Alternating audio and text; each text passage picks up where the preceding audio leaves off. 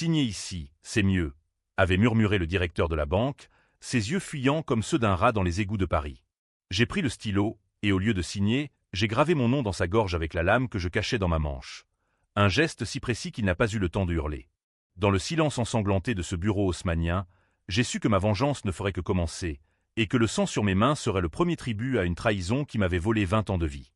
J'ai regardé le corps s'affaisser, son costard Armani taché d'un rouge plus vif que le vin de Bordeaux, et j'ai ri, un rire sec, comme le craquement des os sous la botte d'un bourreau. Elle, ma sœur de cœur, m'avait vendu au loup de la finance pour un amour adultère avec cet homme. Elle m'avait fait endosser ses dettes, ses mensonges, ses crimes, et maintenant, le monde saurait que je n'étais plus l'agneau sacrificiel. Paris, ville des Lumières, deviendrait mon labyrinthe de ténèbres, où chaque ombre cacherait un piège pour ceux qui m'avaient brisé. Mais le plus choquant, c'était ce que j'allais faire ensuite. J'ai fouillé ses poches, trouvé le dossier qu'elle croyait enterré, et j'ai allumé un feu avec ses secrets, non pour les détruire, mais pour les graver dans les esprits avant de les consumeur. J'ai marché dehors, sous la pluie fine de l'automne, le cœur gonflé d'une haine si pure qu'elle me rendait invincible, prêt à démolir l'empire bâti sur ma ruine. Les rues de Paris s'étiraient devant moi comme des veines ouvertes, pulsant au rythme de mes pas précipités. J'étais Lucien Duval, professeur d'histoire à la Sorbonne, un homme que l'on décrivait autrefois comme l'âme noble de la République, un titre ironique, maintenant que je portais le poids d'un cadavre invisible dans mon sillage. Ce soir-là, en octobre 2025, la Seine charriait les feuilles mortes vers la mer, indifférente à l'horreur que je venais de commettre dans les entrailles dorées de la Banque privée de France. Le directeur, Henri Laurent, gisait là-bas, son cou ouvert comme une page d'un livre maudit, et moi, j'avançais vers le Pont-Neuf, l'air froid me fouettant le visage comme une gifle vengeresse. Tout avait commencé 2 ans plus tôt, dans l'ombre feutrée d'un café du Marais. Isabelle, ma compagne depuis l'université, celle avec qui j'avais partagé les nuits blanches sur Proust et les matinées paresseuses au Luxembourg, m'avait regardé avec des yeux qui brillaient d'une lueur nouvelle, pas d'amour, mais d'ambition vorace. Lucien, chéri, Henri a une opportunité pour nous. Une fusion d'entreprises, un investissement qui nous sortira de cette vie de rat de bibliothèque. J'avais ri, alors, pensant que c'était une de ces folies passagères. Elle était actrice ratée, rêvant de planches à Broadway, mais coincée dans des doublages pour la télé française. Moi, j'étais l'intellectuel pur, écrivant des essais sur la trahison dans la littérature du XIXe siècle sans imaginer que la vie m'en écrirait un chapitre personnel. Henri Laurent était l'incarnation du mal français, élégant, calculateur, avec un sourire qui masquait les crocs d'un loup. Directeur adjoint à la banque, il gérait les fonds des élites, politiciens corrompus, aristocrates déchus, et maintenant, nous. L'opportunité ? Un prêt fictif pour une fondation culturelle que j'avais créée, les Ombres de la Révolution, censé financer des expositions sur la terreur. Mais les fonds n'étaient pas pour des tableaux jaunis. Ils atterrissaient dans les poches d'Henri, via des sociétés écrans aux Antilles. Isabelle était sa complice, sa muse, et moi ? J'étais le bouc émissaire parfait. Un nom respectable, une réputation immaculée, pour signer les papiers et endosser les audits truqués. La première trahison fut subtile, comme un poison lent.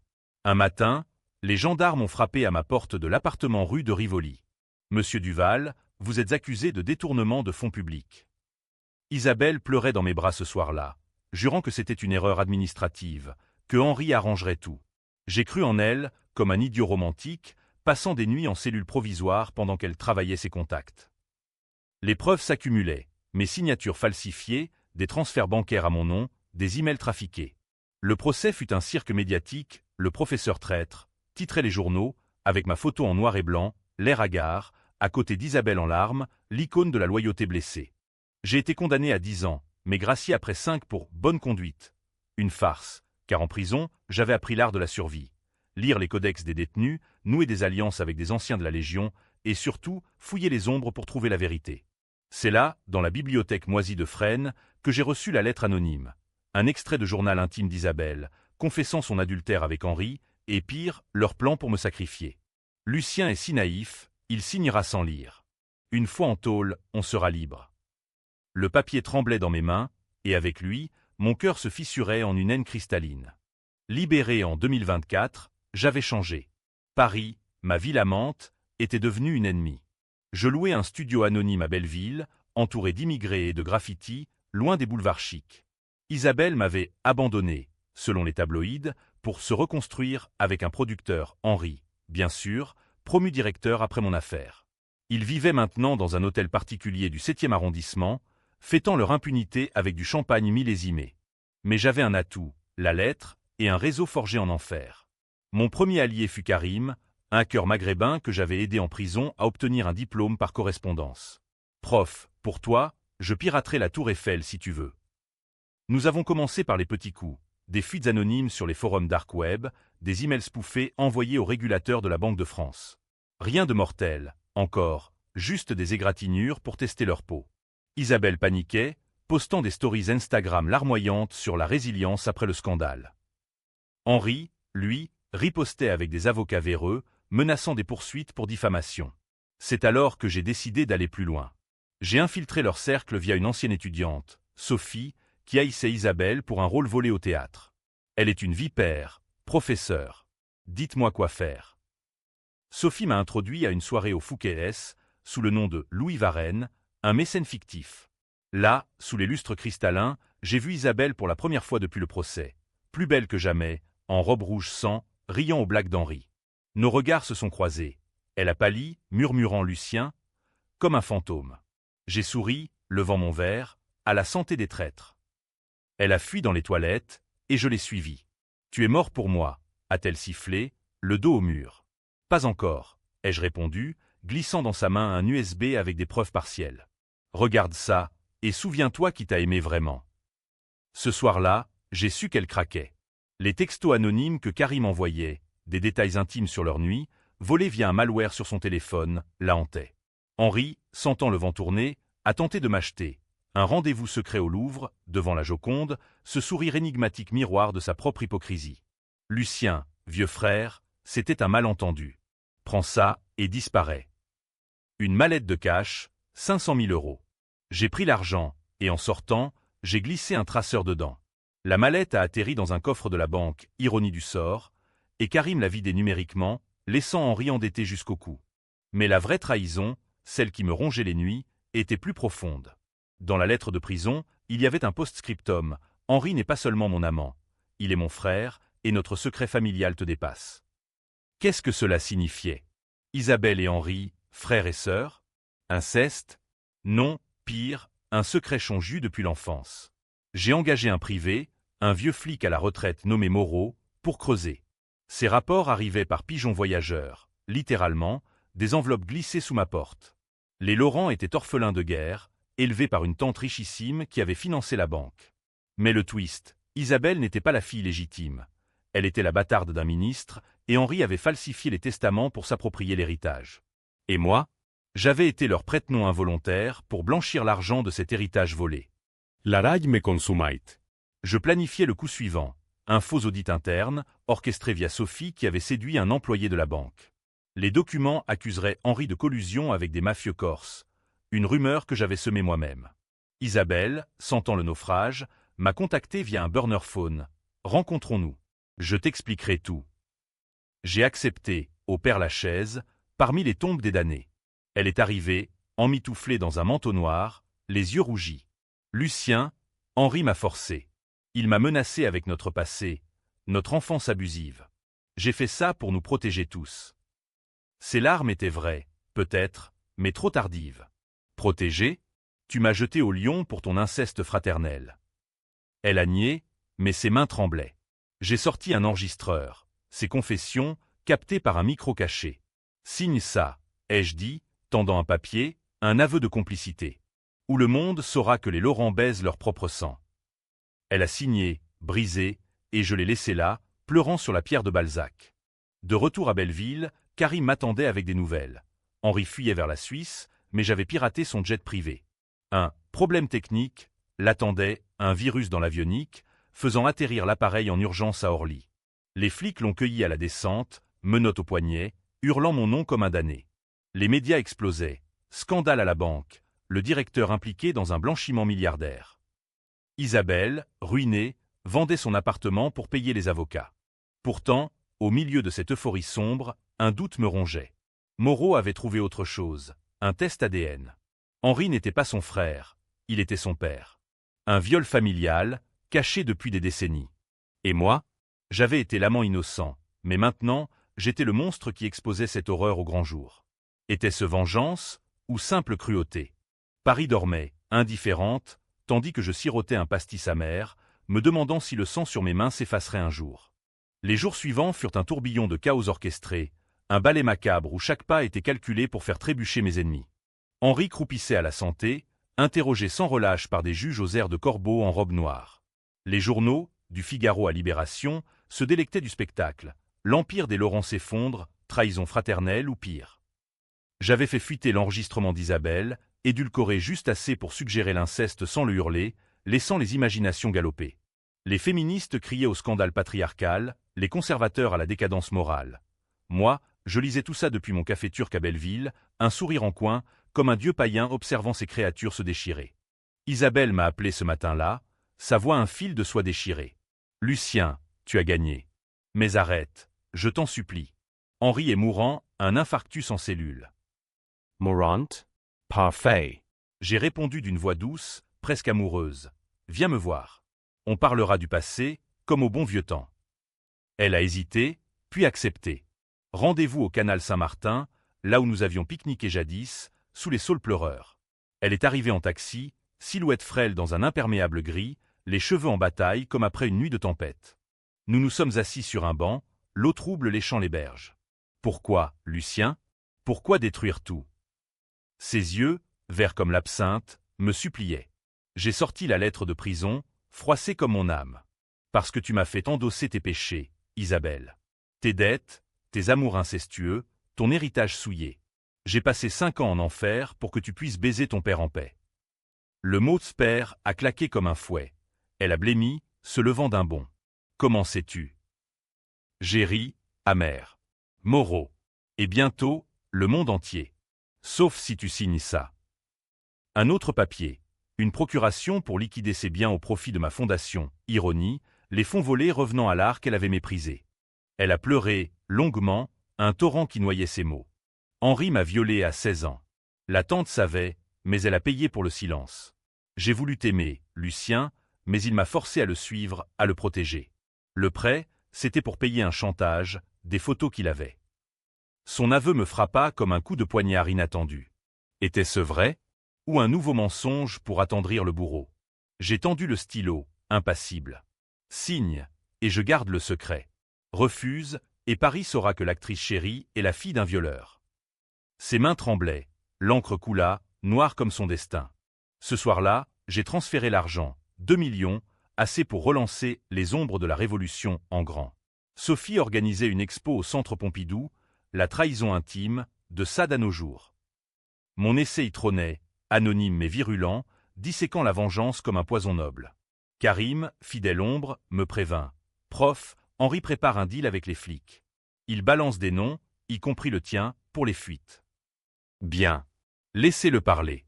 J'avais déjà semé de fausses pistes, des logs IP pointant vers des Corses, des emails forgés impliquant des rivaux d'Henri à la banque.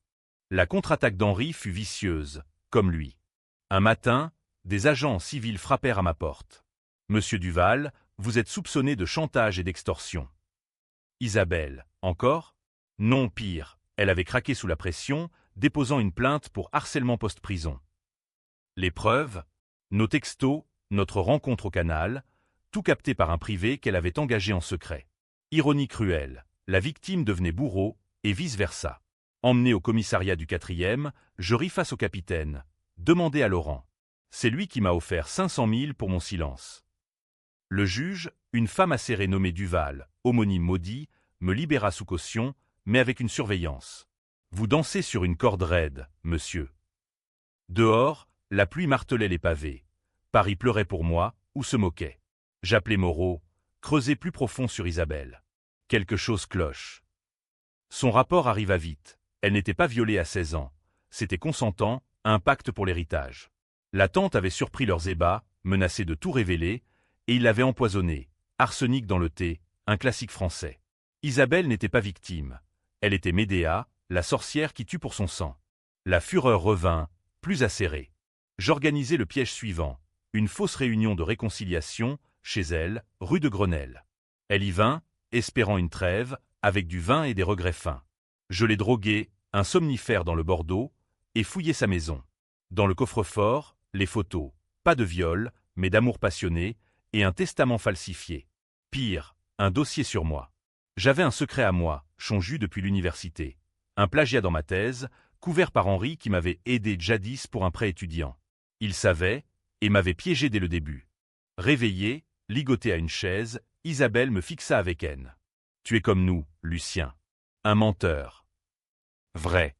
Mais ça ne changeait rien. « Signe la confession complète, » dis-je, stylo en main. « Où je publie tout, l'inceste, le meurtre, le chantage. » Elle signa, yeux fous, et je partis, laissant la porte ouverte aux ombres. Dehors, sirène hurlante, Karim avait appelé les flics anonymement. Henri, apprenant l'arrestation d'Isabelle, tenta le suicide en cellule, une tentative ratée, bien sûr. Il voulait négocier, me rencontrer en parloir, sous surveillance. J'y allais, face à lui à travers la vitre, son visage ravagé par la défaite. « Fils de pute, tu as tout ruiné. »« Fils » le mot glissa comme un serpent. « Quoi ?» Il rit, toussant du sang. « Isabelle n'est pas ma fille. Tu le hais. Ta mère, la bonne de la tante, m'a séduit pour l'héritage. Je t'ai haï depuis, et quand tu as couché avec elle, ta sœur, j'ai vu l'occasion. » Le monde bascula. Twist familial, un Oedipe moderne dans la ville lumière. J'étais le bâtard, l'inceste involontaire, le pion dans leur jeu rage infini. « Signe ça », dis-je au téléphone du parloir, tendant un papier à un gardien complice, Moreau, en civil. Un aveu. Henri confessait tout, y compris ma paternité. Il signa, brisé, et je quittai la prison, l'âme en lambeaux. Paris, indifférente, continuait son ballet. Touriste au Sacré-Cœur, amant au Pont des Arts. Moi, j'errais, planifiant le climax. La vengeance n'était plus justice, c'était exorcisme. Isabelle et Henri pourriraient, mais à quel prix? Mon propre sang souillé.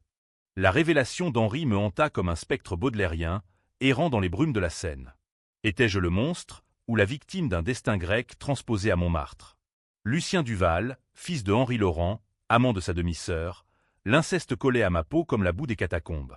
Je passais des nuits blanches dans mon studio étouffant, fumant des gauloises jusqu'à ce que l'air soit irrespirable, relisant les rapports de Moreau comme un pénitent ses écritures. La tante, empoisonnée en 2010. Le plagiat de ma thèse, étouffé par un chèque d'Henri en 2005. Isabelle, introduite dans ma vie par un hasard, orchestré lors d'une conférence sur Racine. Tout était tissé, une toile d'araignée où j'étais la mouche consentante. Pourtant, la haine l'emporta sur le dégoût. J'appelai Sophie, l'expo au Pompidou, ajoute un chapitre sur l'inceste dynastique. Anonyme, mais avec des clins d'œil. Elle hésita. Prof, c'est risqué. Ça divisera tout le monde. Parfait. La vengeance se nourrissait de divisions, de ces débats enflammés aux terrasses de Saint-Germain où les intellectuels dissécraient mon histoire sans savoir qu'elle était mienne. Karim, de son côté, infiltra les serveurs de la banque. Des transferts fantômes vers des ONG corrompus, impliquant Henri dans un réseau de blanchiment international. Les Suisses gelèrent ses comptes. Les Corses, furieux, envoyèrent des messages, une voiture incendiée devant son hôtel particulier. Isabelle fut inculpée pour complicité de meurtre et faux en écriture. Son procès, un cirque télévisé, la montra en larmes devant les caméras. J'étais piégé par un père monstrueux. Les féministes la portèrent au nu, les moralistes la lapidèrent. Moi, j'assistais incognito, au fond de la salle du palais de justice, un chapeau melon masquant mon visage. Quand son regard croisa le mien, elle sut, un éclair de terreur pure. Après l'audience, elle m'envoya un mot par son avocat. « Tue-moi, Lucien. C'est la seule miséricorde. » Tuer? Pas encore. J'avais une leçon plus cruelle, la ruine publique. Via Karim, je liquais les photos, floutées, mais suggestives, sur un site anonyme, Les Secrets de Paris. Le net explosa, inceste Laurent Trending, des pétitions pour la réforme des héritages, des éditos dans Le Monde sur la pourriture de l'élite. Henri, en cellule, sombra dans la folie, griffonnant des confessions délirantes que je fis passer à la presse. « Je suis le diable de la finance », écrivait-il. Son avocat le lâcha, la banque le vira post-mortem moral. Mais le revers vint vite. La police, flairant mon ombre, perquisitionna mon studio. « Preuve de manipulation », dirent-ils, saisissant ordinateur et papier. Duval, la juge, me convoqua. « Vous êtes au centre de ce chaos, monsieur. Aidez-nous et on vous protège. » Protégé? Contre quoi, mon propre sang? Je niais tout, impassible, mais intérieurement, la peur rampait. Isabelle, en détention provisoire, tenta de m'impliquer. Un témoignage fabriqué, affirmant que je l'avais forcé à signer sous menace d'armes. Mensonge, mais suffisant pour un mandat d'arrêt. Je fuis, me réfugiant chez Karim à la Goutte d'Or, quartier des âmes perdues. Prof, on contre-attaque, dit-il, ses doigts volants sur un clavier custom. Nous fabriquâmes une vidéo deepfake, Isabelle confessant le meurtre de la tante, Henri riant en fond. Uploadée sur YouTube, elle fit 10 millions de vues en 24 heures. Chaos total, manifestation devant le palais, Isabelle transférée en isolation pour sa sécurité. Henri, informé, fit une vraie tentative de suicide, pendaison ratée, gorge entaillée. Il survécut, végétalisé, un légume dans une chambre d'hôpital payée par l'État. Mon climax approchait. J'organisais une confrontation finale. Via Moreau, qui avait des contacts à la prison des femmes de Fleury-Mérogis, je fis passer un message à Isabelle. Rencontre-moi au Père-Lachaise, minuit. Dernière chance. Elle vint, escorter discrètement, un deal avec les matons corrompus. Sous la lune pâle, parmi les cyprès, elle apparut, menottée mais libre pour l'heure. Finissons ça, Lucien. Tue-moi, comme tu as tué Henri moralement. Henri, pas encore mort, mais je l'avais brisé.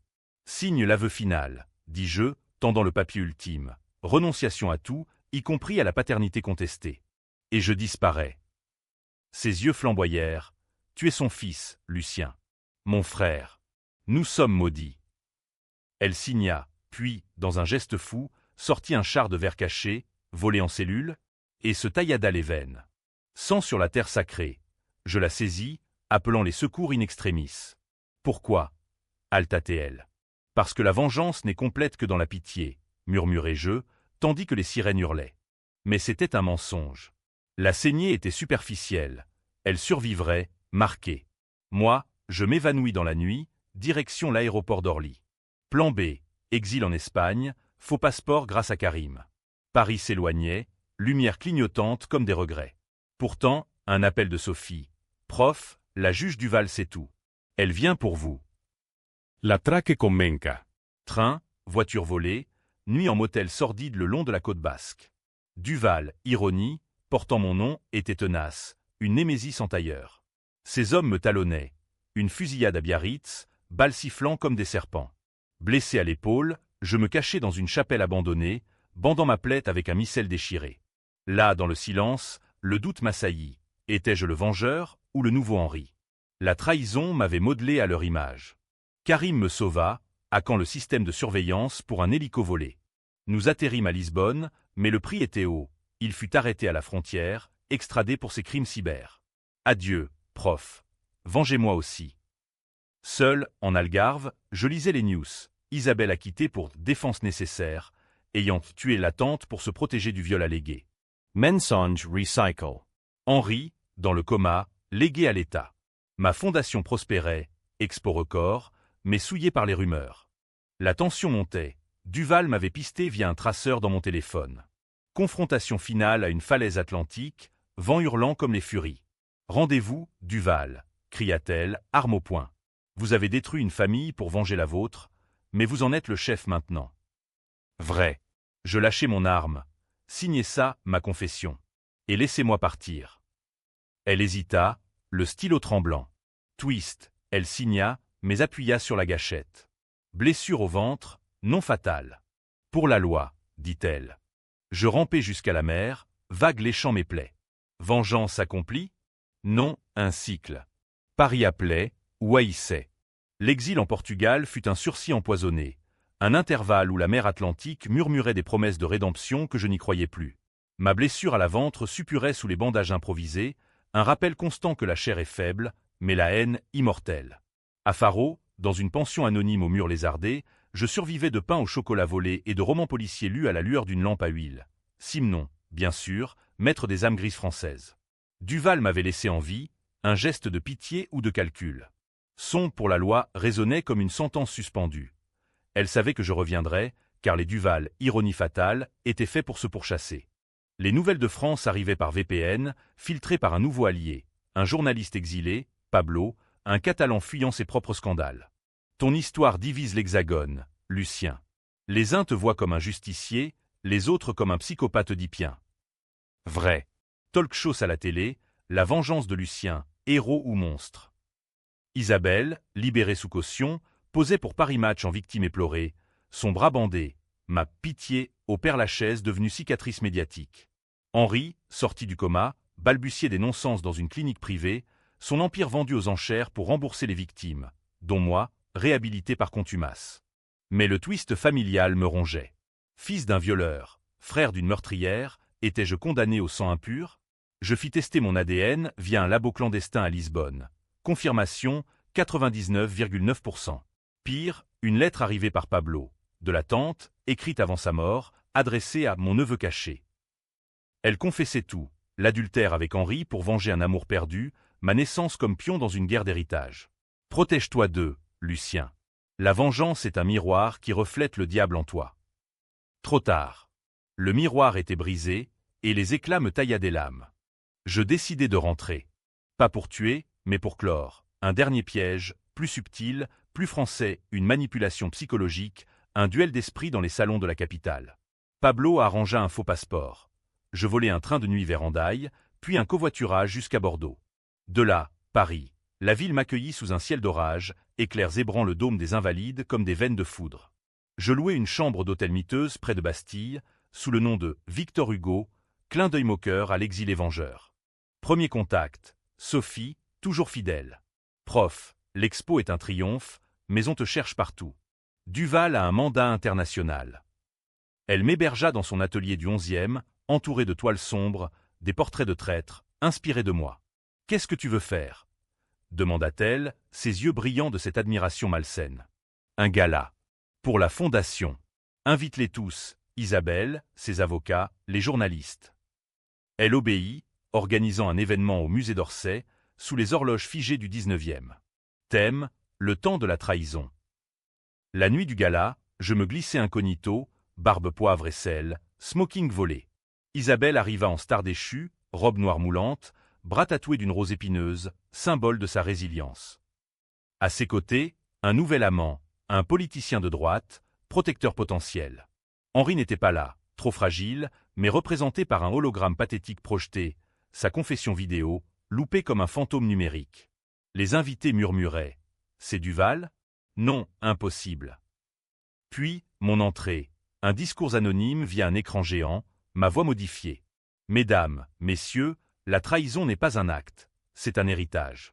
Ce soir, nous signons non des contrats, mais des absolutions. » Le chaos éclata quand je révélai le twist, projetant les tests ADN, les lettres, les photos non floutées.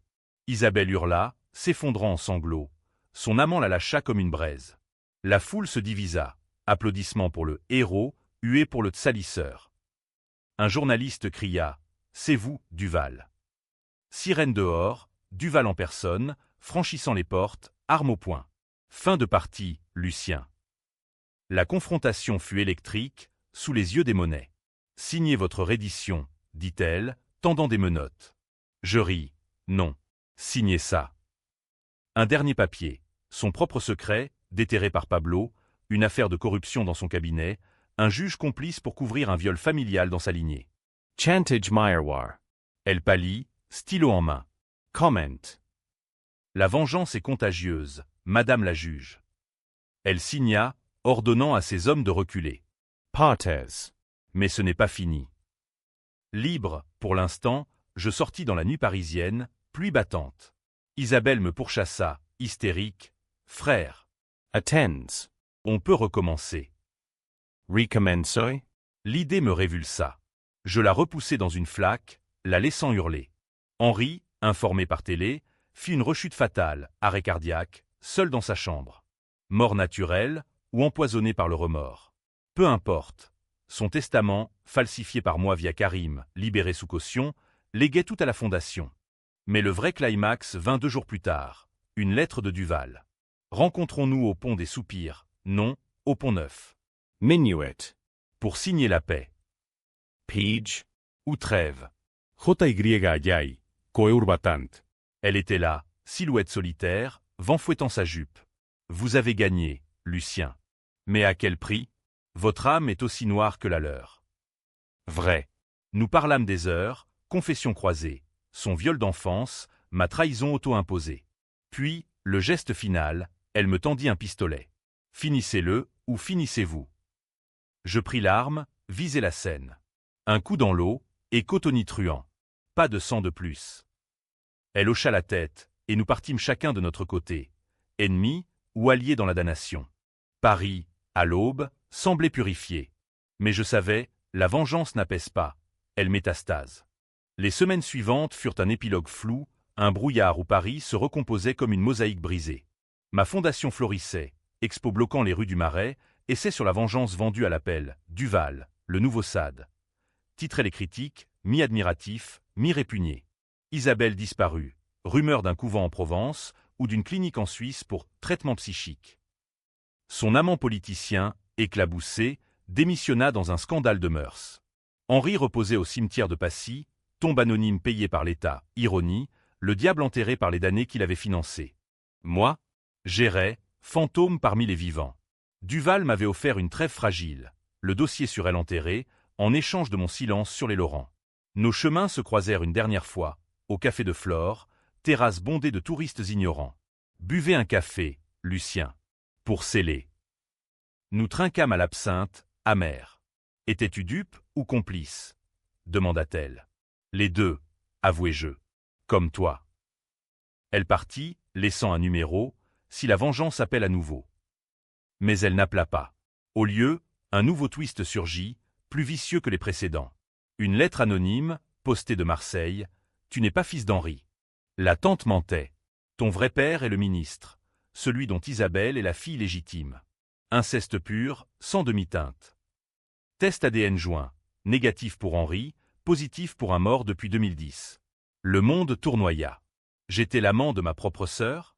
Non, twist final. La lettre était d'Isabelle, un dernier coup pour me briser. Si je tombe, tu tombes plus bas, notait-elle. Folie ou génie? Je la confrontai une dernière fois, dans le couvent Rumé, un prieuré isolé près d'Aix. Elle était là, voilée de blanc, priant devant une vierge éplorée. C'est fini, Lucien. J'ai menti pour te hanter, comme tu m'as hanté.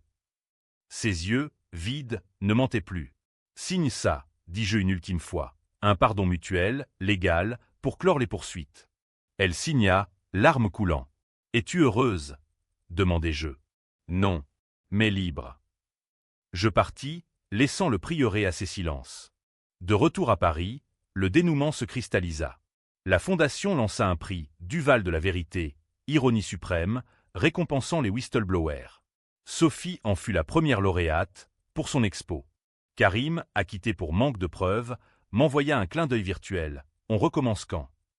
Jamais, pensai-je. Duval fut promu, son secret enterré. Elle m'envoya une carte. La loi gagne toujours. Mais pas sans vous. Pourtant, la nuit, les doutes assaillaient. Étais-je vengeur ou victime? La trahison m'avait forgé, mais à quel coût? Un soir, au Pont-Neuf, là où tout avait commencé avec le sang d'Henri, je jetai le stylo, celui du premier meurtre, dans la Seine. L'eau l'engloutit, noire et indifférente. Paris scintillait, ville de lumière et d'ombre, j'étais son enfant, maudit mais vivant. Twist final. Des mois plus tard, une naissance anonyme, un enfant d'Isabelle, conçu avec son politicien. Père inconnu, mais rumeur. Mien? Non, test négatif. Mais le doute persista, semence de nouvelles vengeances. Fin heureuse?